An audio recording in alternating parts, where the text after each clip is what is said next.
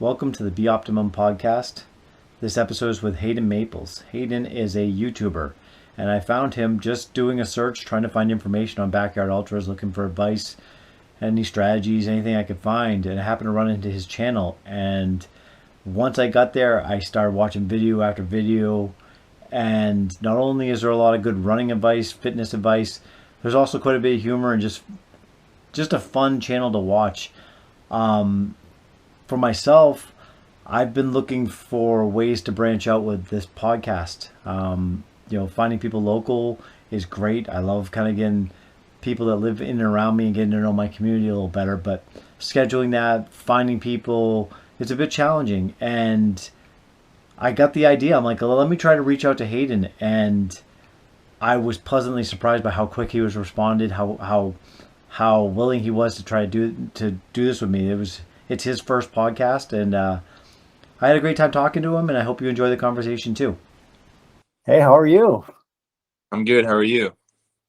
I'm pretty pumped to talk to you, to be honest with you. I'm hoping I can bring some kind of value. I was wondering what I could talk about. Oh man, I'm more nervous. I got too many things I want to ask you that we're not gonna have enough time. Okay. So let's get going. Let's do it. So I found you I was leading up to my own backyard ultra, and I happened to just be searching backyard ultra videos, and you had put out one, and I think even on your video you commented how there isn't many other videos about backyard ultras. Mm-hmm. And the thing that after I watched a couple videos of yours, which I really appreciate, is you're not afraid to show your warts. Things go bad, and then you make the best of them. Like I'm thinking of like the backyard ultra one. Your hip was bad, and you talk about that, and you're real about the struggles with that. And then I'm also thinking about the parachute one, right? The parachute rips right off, and you end up running in flip flops. Yes. Is that a conscious choice to show that? Is that part of your personality, who you are? Yeah, I try to just, roll with the punches. I try to have, I make these YouTube videos. I try to make them the best I can. And then sometimes things just don't go according to plan, and just got to figure it out, because I'm just trying to grow on YouTube, trying to just stay consistent and maybe add some comedic relief, like with the parachute video. Running it in flip-flops is ridiculous, but Right. We just made it happen just to try to get that video out there. Yeah. I think it's really cool. And I think there's some parallels with running, especially with this ultra running that you and I are both trying to do. Things are gonna go wrong, and you have to deal with them on the fly. So I really appreciate that, and I think it's cool to see, because there's a lot of people out there putting out info like this is how you do it, and appearing like they're perfect, right? And that's not the path. That's not how it goes. Right. Yeah. So go ahead. Sorry, I don't know if you follow Gary Vee. No. On social media. You should probably check him out. He's this big person. He puts out like hundreds of content a day across all social media. Right. But I got into him a few years ago, just trying to like get into social media, and like being perfect, he talks about, is something that just like, obviously you want to do your best and create the best you can, but chasing perfection is like never going to be there, and failure comes along with that. And you just got to accept, like, no one who has ever been successful at really anything didn't fail before they got to that mountaintop. Right. So I try to just, again, roll with the punches, try to just make it happen. Like you said, there's even ultra running, nothing goes according to plan, 99% of the time. Right. Awesome. So how did you get into ultra? Like, I want to know your path to this, because to me it's such a crazy thing that if you told me 5 years ago I'd be doing this crap, I'd be like, there's no way. I hate running. So how did you end up as a runner? I would have been in that same boat a few years ago as well. I was really big in the gym and bodybuilding. I wasn't really good at it, but I was influenced by watching other YouTubers. I was like, that's kind of how this YouTube thing came apart too. But was watching them do bodybuilding and like dieting for bodybuilding shows. And I did that. And then I was going to prep for another show and COVID hit. So gyms, you know, started shutting down, and I was looking for that next thing to chase, I guess. And then I stumbled upon running, which I never would have thought I would have began running, but I started running 5Ks, 10Ks at that time, really no goals set. Right. And then I decided to run my first marathon. So I prepped for 7 months to run my first marathon, and I documented all of it, at least like 1 or 2 videos a week. Right. Did okay for my first marathon. I believe it was 3 hours and 23 minutes. And was it what you expected? My goal for that marathon was to run sub 4 hours. It was tough, but it was fun. It was really fun. And then after that, you know, just needed that next thing. And then I saw a 50-mile race, maybe 2 or 3 months after my first marathon. And I was like, okay, let's try to do that. And then ever since then, it's been a lot of ultras. It's crazy that jump. I mean, for me, my first marathon was just brutal. You know, I struggled with it. Like the last, I mean, I bonked, right? That 18 miles, 20 miles, somewhere in there. And just, it was excruciating. And to have to like suck it up and get through that end was quite a challenge. And I'm like, I told my wife afterwards, never let me do this again. Never. Yeah, luckily, during the marathon, I didn't really bonk at all. But that first 50 miler definitely bonked, and it was miserable. And I was like, a lot of ultras in my mind. I was like, man, this just isn't for me. But right. Gotta end up pushing through and trying to get it to that finish line. Yeah, I remember that first one I did. So that marathon, I feel like I'm still chasing that high. Like the last 6 miles or so, I had to dig to a deepness I didn't know I had, right? It was so uncomfortable. And then I got done, and you know, I didn't want anything to do with it. But then looking back, I'm almost trying to chase that misery again. Like, can I go that deep again? Can I get that to that pain cave, right? We're definitely addicts at this point, right? Oh, for sure. Yeah. And it takes a lot of miles to get to that point. Now you're running ultras. It takes so many miles to get to that point where it's brutal, and like, I don't know if I'm gonna make it. It takes a lot of miles. And it's such a mental thing. I mean, I think that's the thing. You know, the other sports I've played where there's strategy and stuff, and I didn't realize how much mental running takes on a day-to-day basis, you know, getting yourself out the door, to when you're in an ultra and you know, how am I going to deal with this thing I'm dealing with? Can I put it out of my mind? Is this an injury? Is it not? It's a crazy mental challenge every day. So what do you think motivates you? Like, or is it, I mean, I've always been around motivation, discipline. Like, what is it that gets you out of bed? That's a good question. I'm not really sure. I like to think I just do this for myself and just trying to get a little bit better every day. And I feel so unaccomplished if I don't train every day. And that runs into a problem because you can overtrain. But if I'm not training every day, I kind of lose my mind. And I feel satisfied. I can rest easy at night knowing, hey, I put in some work today. If we didn't get worse, at least maybe we stayed the same. But hopefully we got better. But at least we put some work in. Would you say there's a discipline aspect to it too, though? Oh, for sure. And yeah, it's something I've been struggling with, trying to figure out. Like, what is it that gets me out of bed? Actually, I just noticed today on your Instagram, the coaching part, right? That you're looking to branch out into possibly. And I want to get into that, but what do you know, for somebody that has never exercised, you know, doesn't know what it is that we keep, like, I can't imagine a day without, at this point, multiple workouts in it, right? What is it that gets us doing it every day? I'm not sure.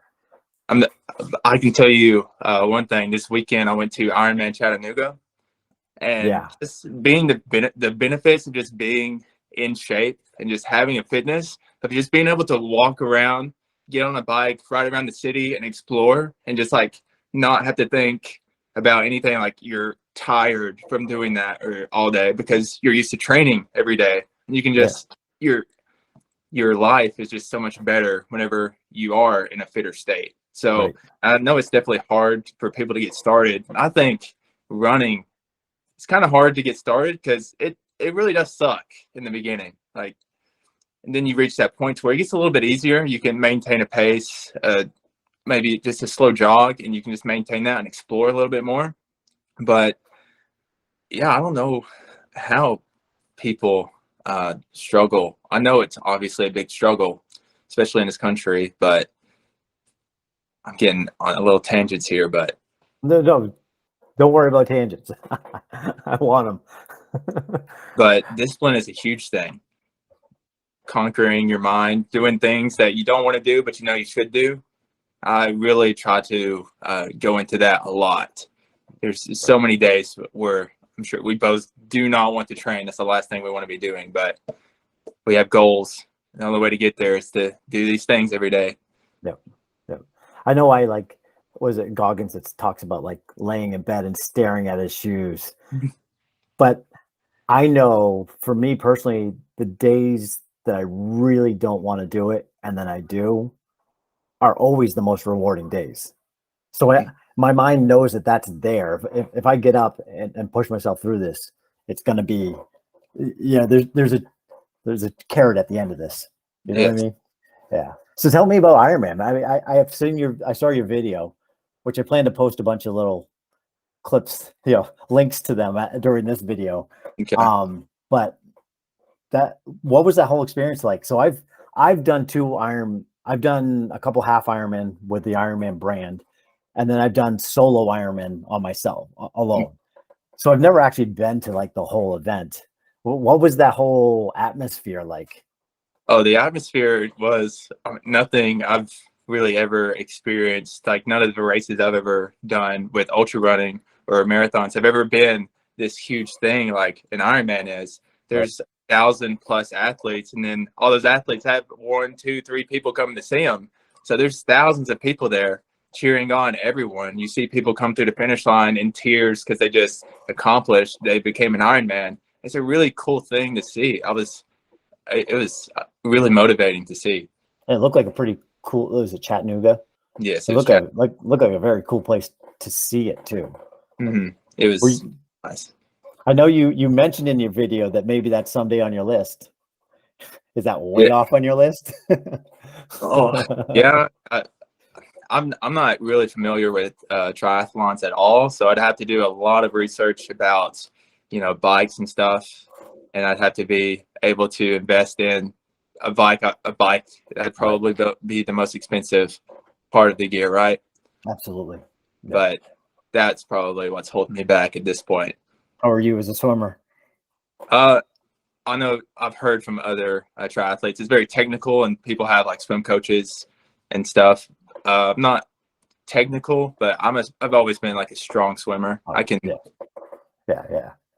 That's usually the most overwhelming part for a lot of people is, they came in as a runner, and then now they're having to learn to swim and then swim with a group of people hitting you and kicking you, and that's different. That's a different kind of thing. Mm-hmm. So looking back on like your accomplishments, what are you most proud of? Like, is there something that stands out for you? Like, honestly, that first marathon for me, that digging deep and getting through it is probably what I'd say. But is there something that stands out for you? Like, yeah. Mm-hmm. Honestly, the thing that stands out most to me is just training for that first marathon. That was probably like the highlight of my running hobby, career, whatever you want to call it. It was just so much fun. Whenever you start off, I followed this cookie cutter marathon program that I found on the internet. Right. And every 2 weeks, I would add 2 to 3 miles on my long run. So starting off at 10 miles on my long run, and that's the longest I've ever ran. And then just progressing every couple weeks, going to places you've never seen before, and it obviously getting harder, but you're able to handle it at the same time. that was a really cool experience. I would, if you've never trained for a marathon, I would suggest it, because you learn a lot about yourself, especially with all the work's put in your training, and then you just let it go on race day. Yeah, I've told people, I'm guessing you get people coming to you like, how do you run like this? I couldn't run a mile. Mm-hmm. I always want to say to them, yeah, you could. just try. But I was shocked. I know when I kind of progressed in the same way, how 1 mile sucked, 2 miles sucked, and then it actually started, if anything, to get easier, or more comfortable. Like the first couple miles still suck to this day. I don't enjoy until I get into my groove. Mm-hmm. But there's then 7 became 10, which became 12, which became 15, and so on. Is like, oh wow, this isn't. I think your brain thinks that you're in one, and it's going to keep sucking like this, and it's going to keep progressing and getting worse. But I haven't found it to be the case. It's, if anything, the opposite. Mm-hmm.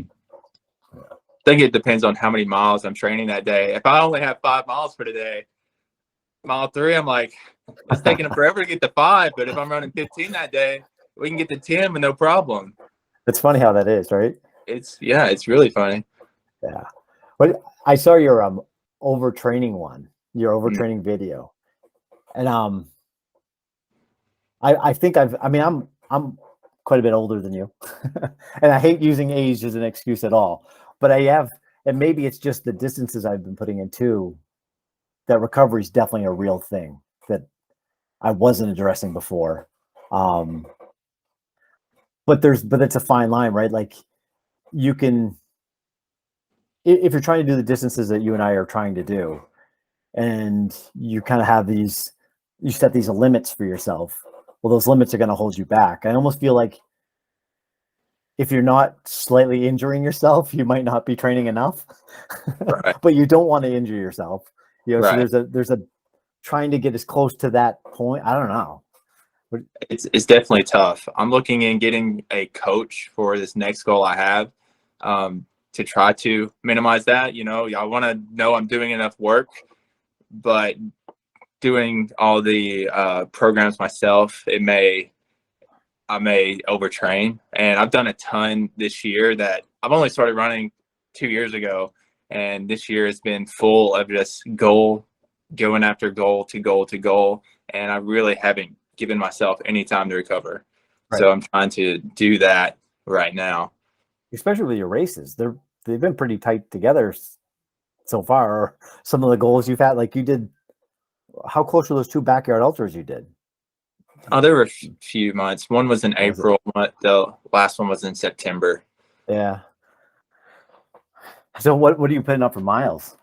Like do you know what you're doing a month or a week, or do you have, is that, how are you kind of structuring things for some of these longer races? Like, do you have, like, I get obsessed with the numbers, like literally I'm like, I want so many this week, and I do everything I can to get to that number.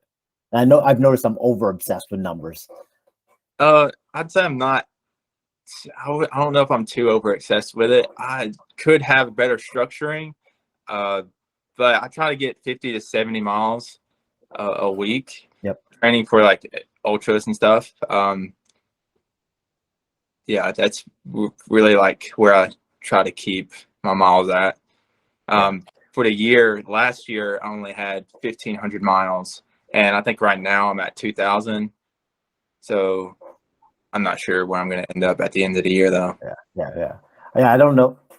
I know myself. So I have a cousin that he had a little podcast that he started. He ended up not staying with, that he had me on. He's like, do you know what an ultra marathon is? And I didn't even know what it was. We're talking 3 years ago. I had no clue. And we both can independently kind of training together and kind of having similar goals. And I had I think I crossed 3,500 last year, and he did about $2,000. And honestly, I didn't see any benefit to my extra miles. If anything, I was more beat down than he was. He was putting up better times and doing, he was fresher than I was, I think, a lot of times. So I might have gone too far, but I kind of solely focused on let's just do as many miles as possible. Yeah. I don't know if that was a good strategy. Yeah. I'm probably in the same boat. If I'm not getting at least 50 a week, I feel like I'm not doing enough whenever I could probably tone it down some weeks. Yeah. You did the 10. So I don't know if you saw, I posted that we're going to try to do 13 a day for 31 days. Mm-hmm. I'll do you a little bit with your 10 by 31 now. But you actually inspired me. And I got talking to him. He's like, let's do a costume run at the end. I'm like, sounds great. What'd you learn in that? What was that? Just because I'm starting to think about this, like, oh, next month I don't get a day off. Right. What was that like? It was really tough. Are you doing just 13 miles in a day, or like a 13-mile run every day? 13 in a day. Yeah, Okay. it'll probably be more like 7 in the morning, 6 at lunch kind of thing most days for me. I think 28 days I did all just 10 miles in one run, and the other days I split it up 5 and 5. Right. I learned that, that's whenever you can't procrastinate. Whenever you have the time to do it, you better just not get some miles knocked out. My girlfriend hated me that month because I'm always having to go run for hour and a half, 2 hours, and discipline, really, just showing up every day because you set this goal and there's no reason not to do it unless you get injured, and then that'd be dumb to keep going. But well, maybe not dumb, it depends on how bad you want the goal, but Right. Discipline was huge. It seems like she's into these videos you've been putting out. Like, she's somewhat willing participant, right? Yeah, But I would I think you have a nice, I mean, having balance in this stuff too, you can be solely focused on fitness and it can take back from your life. You know what I mean? Like there has to be some kind of balance there, don't you think? Yes. And how do you achieve that balance? Like when you go out, do you have a beer, or you know what I mean? Like, or are you strict on diet, or what are your thoughts on? Recently, I've kind of been looser with my diet. I would say sometimes I'm not as flexible as I should be with life. Sometimes, it depends on what the goal is. If you really want something and you know what it takes to get there, sometimes you have to, it's about sacrificing one thing to get to another. Right. But then I've found after you reach that goal, if you reach that goal, hopefully, you gotta excuse me, you have to give some more time to that instead of fitness. More time to your family, your girlfriend, whatever, and then fitness. A little time after that, you're trying to give back to them because they're sacrificing too. Right. Not getting to see you as much because you're chasing this crazy goal. Yeah. Do you ever?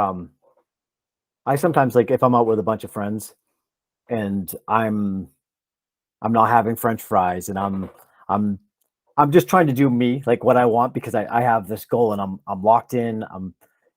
But I feel like I'm putting pressure on them. And I've even had some people, it's kind of uncomfortable being around you. I feel like I'm not as, like, I should be doing better. And I don't really want to project like it. I think what I'm doing is healthiest for me and what I want for my goals but I'm not trying to project that on other people. If they want advice, I'm happy to share it, but I'm not trying to project that on people. Do you ever feel like that similarly? I have in the past, whenever I was more so bodybuilding and stuff, whenever I was dieting, everything was to a T, counting my calories, my macros.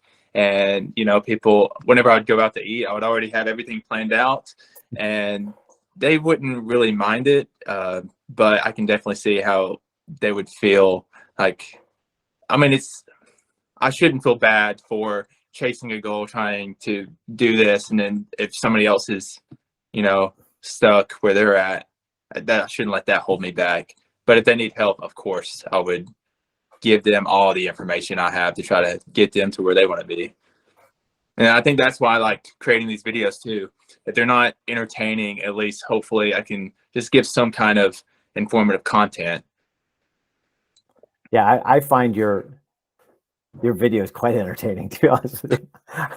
I want to get to your video, but I got to ask you that the duct tape challenge, right?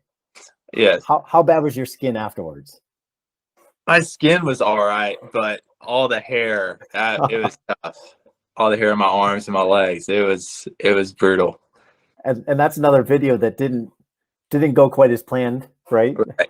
Which I think you're an expert at that, but I really do enjoy that part of some of your videos. Like the first duct tape attempt didn't work so great, so then you duct tape tighter, and you guys debating between each other on who had it tighter. Yeah, Yeah. quite entertaining.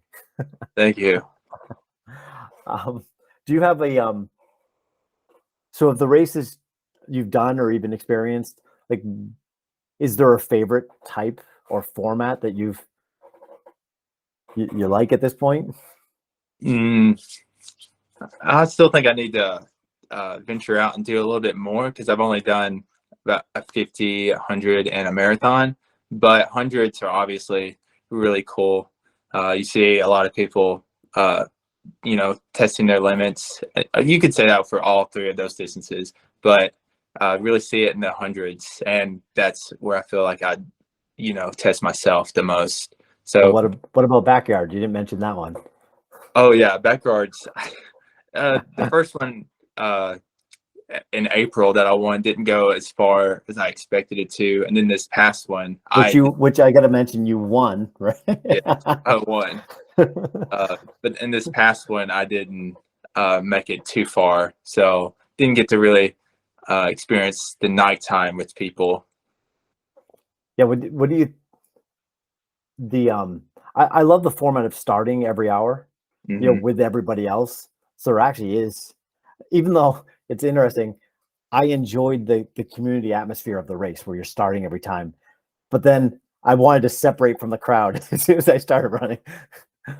But I did notice in my race how, during the day people were talkative, and then it got towards the night and everybody's locked into their own misery, and they don't want to really talk. And if anything, we would try to spur on conversations, just, I don't know, just to try to get things going. It was hard. Yeah. This past one, I had a few of my friends running it with me, so I got to talk to them a lot. The first one, I was kind of on a mission from DNFing a 100 miler, and I was trying to get my 100 miler there. So I was just focused all day trying to get there. But yeah, it's definitely cool. It's a really cool format. And you had to deal with some serious heat that last one, right? Oh, yeah. Humidity, I'm guessing. I mean, yeah, didn't look like a lot of fun. It wasn't too fun. Although I hate using like the humidity as an excuse, because like I live here, it's always like this. I should be ready for it. There's no reason for me to use it as an excuse if I don't make it far. Yeah. What do you have for future goals? I don't want you to give anything away, any surprises you have on our YouTube channel, but anything you want to talk about, or? I can just go ahead and tell you. Next year, I'm going to, starting this year, but the race is going to be in March. I'm going to try to run a sub 3-hour marathon and start training in November. What's that work out to be for a pace, an average pace, 6:52, I believe, is, I think you have to do better than 6:52, or I think 6:52 is right under 3 hours. That's hauling. Yeah. Have you started pushing that pace? Like, what is it? How's that?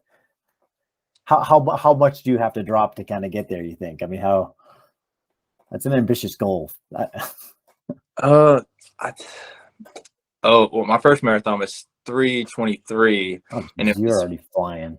Yeah, and it was a pretty hilly course. I wanted to do another beach marathon, but then it got sold out before I registered for it. So I found one on the same date that one was. It was in Georgia, and it was a little hilly, but that was okay for my first marathon. I was only trying to break 4 hours, and with this one, hopefully with some coaching, I can get there. I think I can definitely get there if I focus and really control what I can control diet-wise and just putting in the work training.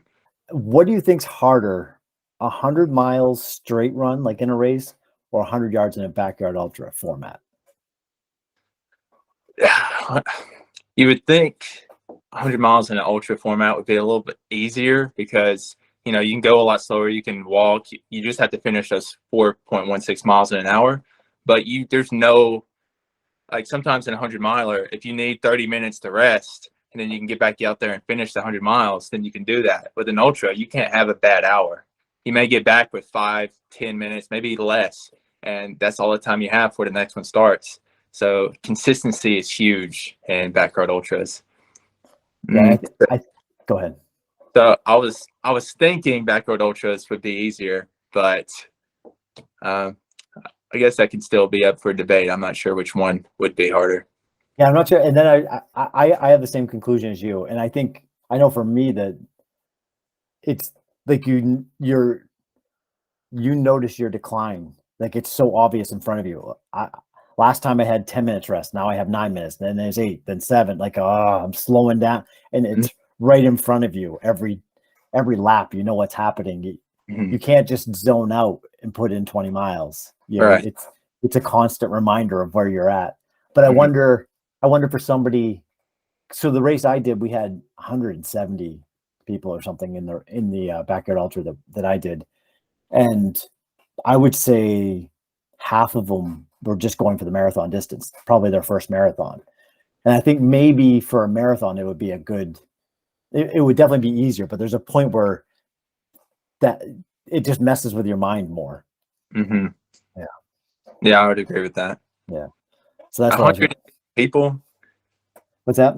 150 people were in your backyard. More how like up did that get? Say that again. How bottled up or how slow did that get if you got behind the wrong people? Right. So we got to the race and my cousin and I we were running together, and we're like, what's our strategy going to be with this crowd? And we kind of ended up trying. We were first thinking, okay, let's just go slow in the beginning, let everybody pull ahead of us, and then jogging.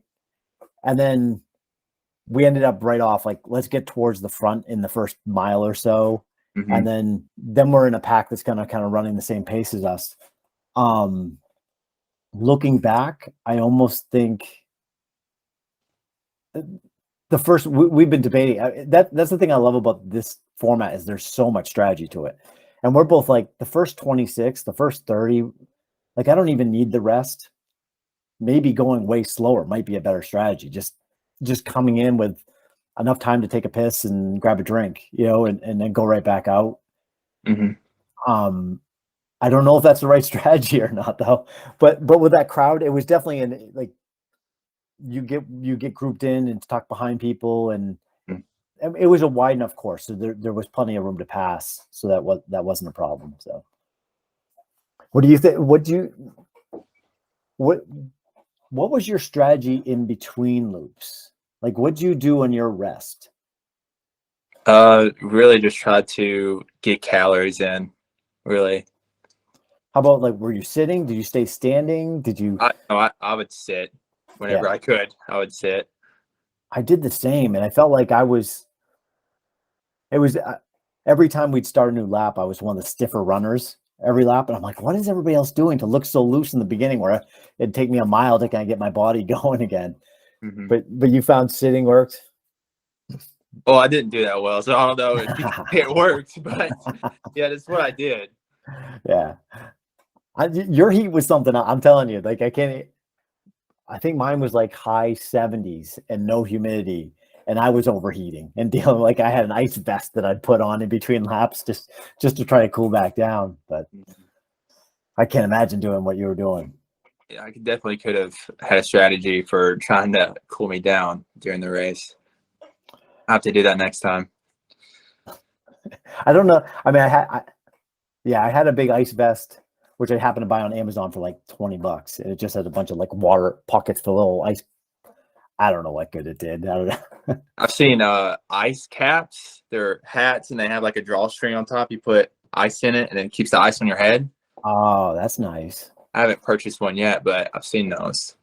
Be nice on my bald head. Oh yeah. Direct cooling. So you were talking about on one of your videos, which video was it? Was it the Goggins one? Goggins for I don't know. You talked about how people set goals and they'll be like, Monday, I'm going to start. And you meant, which I do that a lot. But you made the point of why not start now? which I think is a great point you make. If you could just explain kind of better than I'm saying it, and your thoughts on that.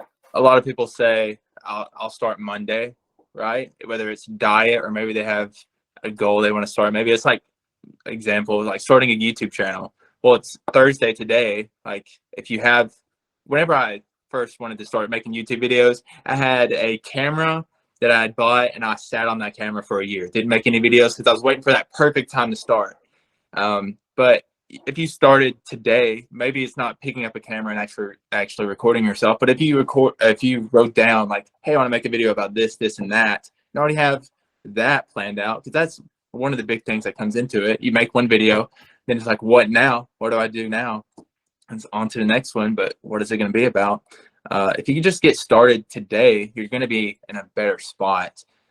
Same with dieting. Like if you want to start dieting, it's probably because you want to better yourself. So you probably spent a whole lot of time in this place that you're at that you want to get out of. So why spend 3 or 4 more days in that spot when you could just do what you can today to get towards your goal instead of waiting for Monday? Yep. I think that's great advice. I tend to sit in my own misery, but intentionally. I have this weird thing that I do. I know I'm going to start, like I'm going to get locked in Monday. So the weekend I'll just eat like crap and let myself just feel how horrible I feel and think about how miserable I feel. Then Monday hits and I get into like the zone and I'm like, man, I feel so much better than I did when I ate like crap. And it's a reminder for me. But I also have to remind myself that you and I are kind of exceptions with how much we exercise and stuff like that, where we have different goals. And when you're running, 70, 100 miles a week, you can afford, it's not, not like I'm packing on a whole bunch of extra calories that. Right. Yeah.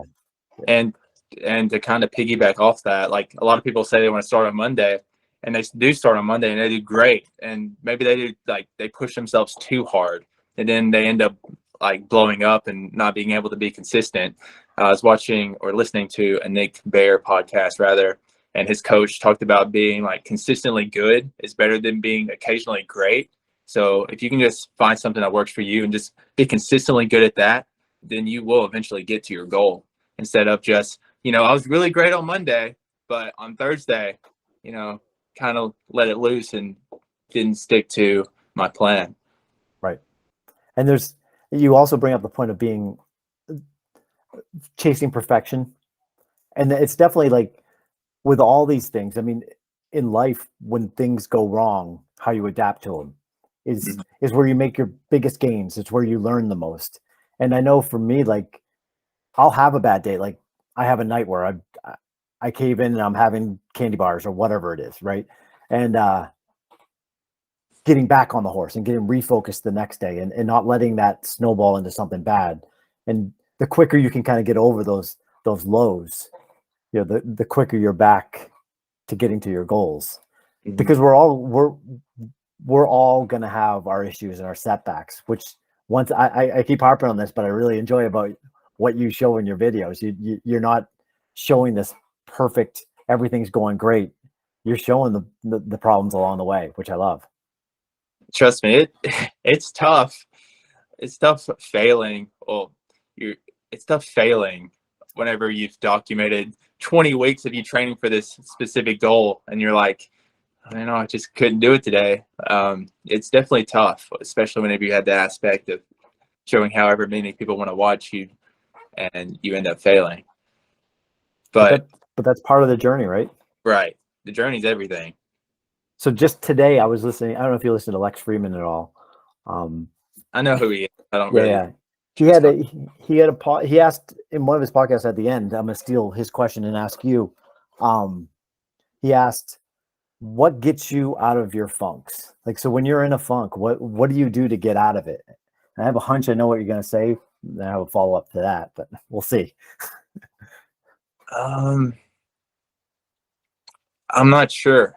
I could go a few ways with this. Just like if I'm in a funk, if I haven't done what I'm supposed to do that day, just get it done. Like you said, running, sometimes you don't want to start running, but those are usually like your best days. You feel accomplished afterward. And then just trying to figure out like what am I in control of? And if I'm in a funk for whatever reason, like what if it's not in my control, then I shouldn't be in a funk about it. If I am in control, then I have control to get out of it. Right. I know for me, mentally, if I'm having for whatever something's going on in my life, work, whatever, going out and exercising is definitely like a way I get out of anything. You know, that's it. It just takes the edge off everything. But then there's the funks when you're in fitness, which is the next kind of follow up. I don't know about you, but I'm guessing, you know, there's times where you run, you go for a run and it just feels great. It's like, woo, that felt good. And then there's times where you go out for a run, you expect this is going to be a good day. And it's like you're running with that parachute behind you. And I've really noticed that there's a lot of, which I wouldn't have known going into this before doing this ultra running, how much of the ups and downs there are. How do you get out of those funks? What are your thoughts on that? Or do you even have them? Oh no, I definitely have them, especially in ultras. You're thinking like, this isn't for me. Like, why am I doing this? But like, you just got to think, man, I've trained 20 weeks for this. Why not just try to ride it out? And then those highs, those roller coasters of emotions, they do come. Like, you just got to get out of that funk. You'll eventually get to a high. Maybe we'll get to another funk, but you know, you just got to just keep moving forward. That's a lot of ultras. Like, all you got to do is walk to keep going. And usually you can get your way out of it, right, out of the funk. Yeah. I think it's great advice for life, right? Like, you just got to get past this wave. There's the other side to it. And I can't tell you, I did I heard this advice going into my backyard ultra, which was the best advice I got of anything. I don't remember who gave it, but it was just be okay with where you are. And I found on the race, there was times where like, I was starting to panic. Like, you feel it start building in you. And I'm like, wait a sec, you're okay. Your legs are fine. You're not in danger. You're okay. Be okay with it. And it was amazing just thinking about that, how quickly I could get past what I was dealing with, which I thought was a pretty cool strategy, and it ended up working out pretty well for me. And I like the thing. I mean, this is where I'm supposed to be. Like, I knew this is what I was going to experience too. And once you get there, you're like, okay, I've made it. Now I just got to keep moving. Yeah. I want to talk to you some about your well, first, when you started this journey, did you ever expect to be doing what you're doing now and having the goals you have now? Because, I mean, you were bodybuilding, right? It's like such a different thing. Like, I'm guessing you weren't doing a ton of cardio back then. Right. So would you have expected where you're at? Oh, definitely no. I remember doing a challenge for one of my YouTube videos, and I was probably like 220, 230 pounds at this point. And I was doing this, the Navy SEAL PT training test or whatever with my friend who was in the Navy at the time. Yep. And doing the PT test, it was like a 1.5 mile run. And I suffered through that 1.5 miles. And I was like, people, this is in the video. And I was like, people who love running are psychopaths. And then a few years later, here I am running ultras and stuff. So yeah, I never would have expected to be here. You need to clip that little part out in your video and like replay it in your future videos. Yeah. This is my old self. I think a lot of people can learn because I wouldn't expect where I'm at either. You know, it's a much more enjoyable, even though I hate running. I have a love-hate relationship. Like, I don't really, very few runs can I think of that I like actually just enjoy myself. But I love how I feel afterwards. I love what it does for me. I love, you know, the path it's taking me on. Now, let me ask you the same question about YouTube. So what were your kind of, when you decided to start your channel, it seems like it was about fitness. Did you have kind of a plan to get here with the YouTube channel, or what paths has it taken? And are you surprised where you're at? Uh, I really just tried to document my life, what I was doing at the time. And whenever I started my channel, it was still fitness and just trying to document myself, my friends, family. And I've always thought about it. It's just like documenting my life.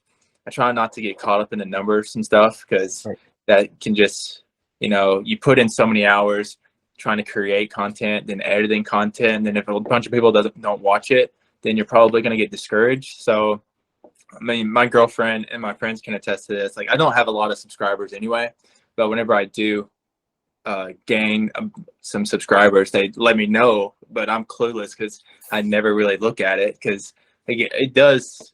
I don't know if you could say I don't care, or maybe I care too much that I don't ever look at it, but I wouldn't expect it to be like training series for running and stuff for my YouTube, and I think it's really cool because I'm 26. I don't have any children right now, but my children, whenever I do eventually have them, will be able to watch me at 26, or I started younger. So like 24 to whenever, may struggle going through all these things and still trying to push myself and do these crazy things. I can't just say, hey, Jimmy, whatever my son's name is, I ran 100 miles. He can actually watch a YouTube video of that. So I think that'll be really cool. I think I really do think very much the same way as you. And I had my father on, and I did, sat down with him, and it's like, I've got that. You know what I mean? Like if anything ever happens, or if anything happens to me, my kids can, it's a memory of me and then my guests or whoever, and some of the struggles and my thoughts. Yeah, I'm totally, it makes us immortal maybe, or as long as YouTube lasts. Well, people say once it's on the internet, it's on there forever. So, right. So where you're at now with your channel, what are your goals for your channel? What are you hoping to do with your channel? it'd be nice to gain subscribers, gain a bigger viewership. And I guess that's kind of what I'm trying to do now, since I'm taking like a little period off from just like training for a race or something. I'm trying to branch out and do other things that could hopefully grow my channel, because running, it's kind of niche, and there are a lot of people who run, but I don't know if there's that many big YouTube running channels besides just like informative stuff, like straight informative stuff, like how to run a 5K or stuff. Not people blogging their experience. Do you watch Nick Bear? Yeah, I'm sure a lot of people running watch Nick Bear, but there's not that many people like that. So trying to grow my channel, and then maybe, the bigger I grow my channel, the maybe more of an impact I can have with like fitness to people. What do you hope to do for other people? So like, what do you? I mean, you're obviously trying to share fitness and a joy of fitness. Does that sound right? Right. Yeah. Really, I mean, trying to just document everything I'm doing. So if somebody wants to learn something, I know all my videos aren't informative. Some of them are just entertaining, but try to, share some tips, some mistakes I make in these videos, to maybe help people avoid those mistakes, and maybe give some tips so they can use those tips to have success, hopefully. Well, I think you have a nice balance of kind of your fun videos and the running athletic videos. I think personally it's a nice balance. But the one thing that definitely comes through is that it seems to me like you enjoy making these videos, right? I know for me, like just having this conversation, I enjoy getting to know other people. I'm having a great time talking to you, picking your brain. It's not like I'm doing work. You know what I mean? Like, it seems to me like you very much enjoy what you're doing. So it's not really that much extra. Oh, for sure. It's definitely extra. I'm feeling it these past few weeks. Just trying to find time to record and edit videos. But yeah, I do love it. Like, I feel bad whenever I'm trying to post Monday, Wednesday, Friday, and if I don't post on those days, I feel like, dude, that could have been the video that could have helped you grow. Like, right. What are you doing? Should have got it done. What do you think about the whole behind the scenes process, the editing stuff? I'm guessing you do most of that, or all of it? All of that. I love it. I think that's where the whole video is made. Like if me and you recorded, we used the same footage and we both edited ourselves, we'd have two completely different videos. So I think that's where a lot of the creative process is with the editing, and I love it. Yeah, and I think you do a good job of making. I've been trying to think about like, how do you make running interesting in a video? You know, how do you make it look good? And it's because it's just running. You know, you can put a camera up and run by it only so many times. But I think you do a good job with your kind of voiceovers, your music transitions. You do a good job of it. I've been trying to think of like getting a drone, you know, maybe messing about a drone, which it seems like you had some drone footage on some of your videos. How'd that go? My friend, who, if you ever see like somebody else holding the camera, usually at race stuff, that's usually my friend. He helps me out. He has his own like media business, and he also has a drone, so he gets me some drone clips I can use in videos. Looking at investing in a drone myself here pretty soon. I like the creative process of it. Yeah. And like I said, you were thinking of like how to record running and make it interesting. Like that's part of trying to create videos too. Like you're not just thinking, okay, what's the video idea? Okay, I'm gonna go to Chattanooga, do an Ironman workout. You got to think of, okay, what's the beginning of the video going to be like? How am I going to record the workout? What am I going to do afterward? You got to think of all these things. And I think that makes editing easier whenever you already have the video planned out in your head from start to finish. But it takes a while to get to that point to where you can do that, I guess. Right. But how many times I've seen your videos, once again, to the things not going as planned, right? You've got it all planned out and the parachute rips. Right. It's brutal. It's brutal. How was that running in flip-flops?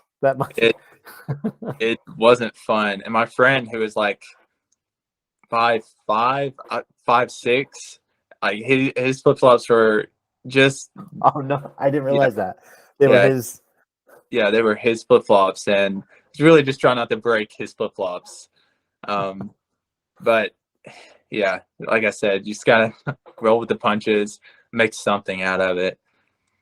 Your chip challenge you put out recently, that I love that your buddy there like bailed so quick. And then he's using your spoon, he's drinking all the milk. I totally expected him to heave after chugging all that milk. He did, but he went into the bathroom, and then I was like, I feel bad that he's throwing up. I was like, yeah, I could have got a shot of that. That would have been great for the video, but that was also my little cousin too, so I don't feel too bad for him. But right. Yeah, I like the way you're just. I mean, there's obviously a lot of planning and going through it, but it seems like you're just winging it and having fun, which I would think is kind of the goal for how you want the videos to come across, and I think you're definitely achieving that. Do you have a favorite video of yours? You know, like one that you're most proud of, or? Honestly, I did a 24-hour DoorDash video, which I thought was like my best video ever, but did not do as well as like views wise, because just from the start to beginning, just everything, just like I don't know how to make a better video than that, and then it doesn't do as well as some other videos, but that's just something I guess you can't control. Just trying to figure out YouTube, just throwing stuff out there, hoping it sticks, and that one just didn't stick. That's interesting because I've watched a bunch of your videos. I've kind of gone through, and I gotta say, like over the weekend, I was like pulling up some videos here and there, and they were getting me motivated. Like I wasn't planning on doing a workout, and I watched a couple of your videos. I'm like, I gotta go do a workout. It was fun and motivating, but I did skip that one, and I'm definitely gonna have to check it out. Yeah, I can't tell you exactly why I skipped that one. I don't have a good answer for you. A lot of people probably did too. It's not a problem. It's like door dashing. How interesting can that be? I think it might be in a title or something. Yeah, I'm not there. I got the idea from other people doing it, getting a ton of views. I was like, okay, I'm gonna try and see if I can do it my way and see how well it can do. But yeah, just from like the process of the video from start to end, just goes pretty well. And I also had to shave my head during that video because I didn't reach my goal. Oh, I did not know that. Yeah. I still want you to get to what was it, 500 likes for your girlfriend today? Is it To do the one chip challenge. Yeah. The video gets 500 likes. I think that would be a great video. You want to talk about going viral? That might be the one. Yeah. I thought the original video of her doing it would be the one, but she chickened out. Oh.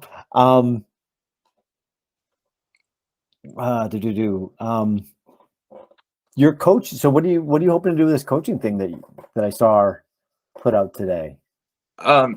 Since I was bodybuilding back a few years ago, I really learned a ton about, just counting calories, being in a calorie deficit if you're trying to lose weight, and using cardio is just an extra way to burn calories throughout the day. So I've helped a ton of family and friends over the years with losing weight and stuff. So just trying to get some more clients that way. Yeah. Cool. Have you messed around with fasting at all? I have not. Might be an interesting challenge for you there. Mm-hmm. It made me think of it when you're talking about calorie deficit. I've back on that conversation I had with my cousin where he's like, do you know what an ultra marathon is? He also was like, I'm thinking about fasting 1 day, 2 days, 3 days, 5 days, see what happens. And since then I've done a 3 and a 5 day fast. And I've done multiple 3 days now, but when I did my first 3 day was, I kind of just took it easy and didn't push myself. The second 3 day, I'm like, I'm going to do full Ironman training. Like, I'm not going to back off of my training and go 3 days. And it was shocking how much energy I still had. Mm-hmm. I wasn't putting up my best times by any stretch, anywhere, but I had the energy to go. With the 5 day, I started fantasizing about food a bit much. And that's like your brain, you have to literally stop your brain from like thinking about cheeseburger, mm-hmm. It wants to wander to food, but it always has me thinking about like wants and needs. Like what do I really know? What do I really want? For me now, I think a lot of time, and maybe I'm wrong on this, but I think when I'm feeling that kind of bonk in a race or something like that, once you get past that, you actually have more energy. Your body, I think it's kind of your body saying, I need sugar. And it's like, okay, I'm not getting sugar. I'll switch to burning fat. So I think there's a lot to play around there. I don't know. It's an interesting mental challenge for sure. And mm-hmm. where your mind goes is unexpected places, and you have to dig deep at times when your body's really like craving food, but you can go longer than you think. Mm-hmm. I've never fasted, but like training for a bodybuilding show, my calories did get pretty low to try to get as lean as I could. It's definitely not eating nothing throughout the day, but that's probably the hardest thing about bodybuilding is dieting for that. And I've heard a lot of people talk about fasting. Was it like a water fast? You only could drink water? I definitely did like electrolyte drinks, but with no calories. So I definitely was keeping my electrolytes up because obviously I'm still exercising and sweating and stuff like that. But yeah, I try to say no calories. And the first day sucks, and then day 2 and 3 actually aren't that bad. The first day is the worst. That's what I was asked, because your body's expecting food and then it doesn't get it. I get a massive headache that first night. I usually have a pretty bad headache. Just it's literally your brain wanting sugar. And then I wake up the next day and it's like, okay, this is what it is. And it's like my body will say, I want something to eat. And when it realizes, nope, I'm not going to let it happen, it chills out. It's a weird process, but it's interesting what you go through. I don't know how you document that really well. Mm-hmm. There's a huge YouTuber named Mr. Beast. Have you ever heard of him? Oh, I definitely know who Mr. Beast is. Yeah. I know him from the Rogan podcast. I actually don't know much of his videos, but I kind of know what he does. Well, he tried to do a video. I can't remember the exact days. Maybe he tried to go 21 days without eating or something, but he did a fasting video. And he had to shave his head too for not completing the full days. I'll spoil it for you. He was doing a video with Gordon Ramsay while he was doing this challenge. And he's like, I can't say no to Gordon Ramsay. He just made me food. So he ended up caving in. I can't do the shave my head as a penalty. Oh yeah. I could do like one of those. Maybe my penalties, I have to grow out what I have left for hair. Yeah. And do the comb over or something. No, Hayden, I really appreciate you doing this. I have one more question for you, which I probably should get a heads up, but like, I don't know about you, but I'm a very optimistic kind of person, and I really do have hope for the future. Is there anything like what gives you hope for the future? I'm sorry to spring this on you. Anything come to mind? Like, I'm really sorry to drop this on you. All right. Hope for the future. Just in general, anything that comes to mind? Or are you a hopeful or are you a pessimistic kind of person? Oh no, I'm definitely optimistic. I talked about Gary Vee earlier, and I picked up some things from him a few years ago, and it really kind of changed my outlook on life. One is like everything is your fault.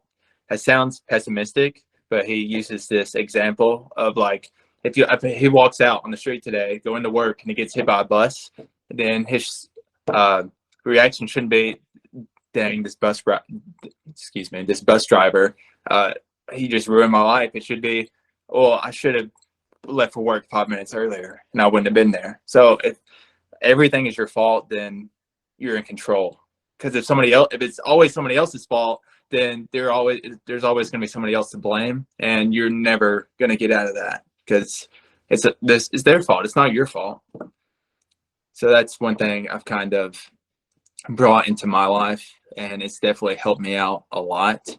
And another thing, a ton of stuff from Gary Vee, just empathy, having empathy for other people.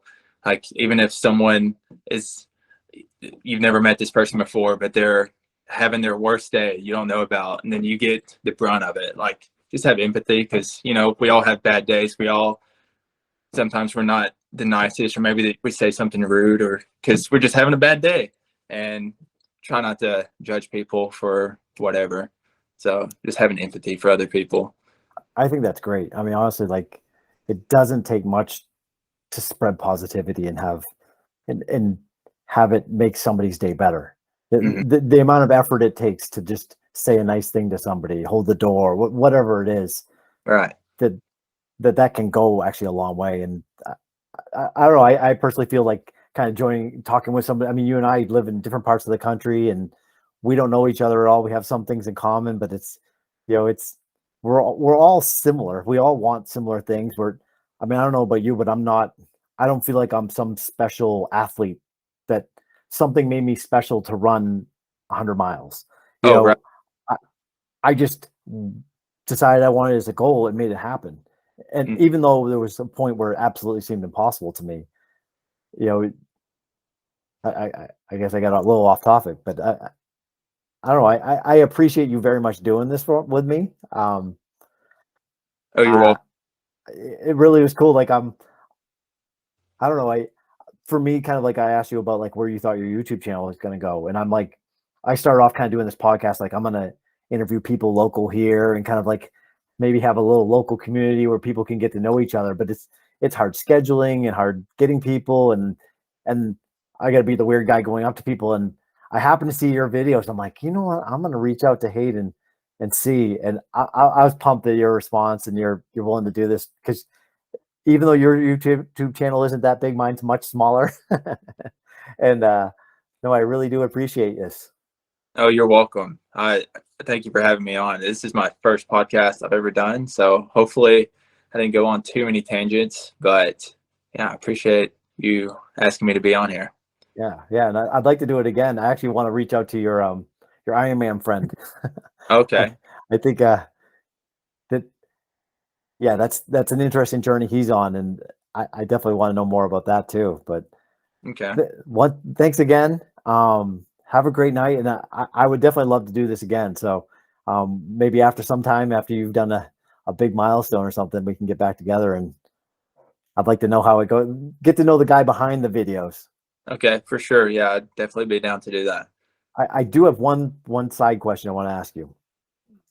So your music transitions, this is more like off the podcast stuff, but like, is there a place you get the music? Yeah, for the longest time I did not. I just would listen to music, have a playlist on my Spotify, and just find what I liked and try to just make music to that. But now I've started using Soundstrip. It's a royalty-free music thing that you can get a subscription to. I think it's like $14 a month. And whenever your videos aren't copyrighted, then YouTube will probably have a better chance of pushing it out instead of right claim on it.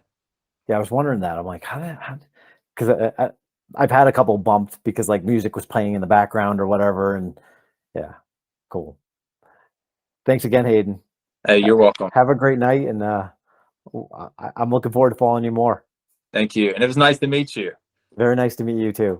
We haven't really talked before this podcast, just a few comments on YouTube and email. So awesome. Thanks, Hayden. Have a good night. See ya.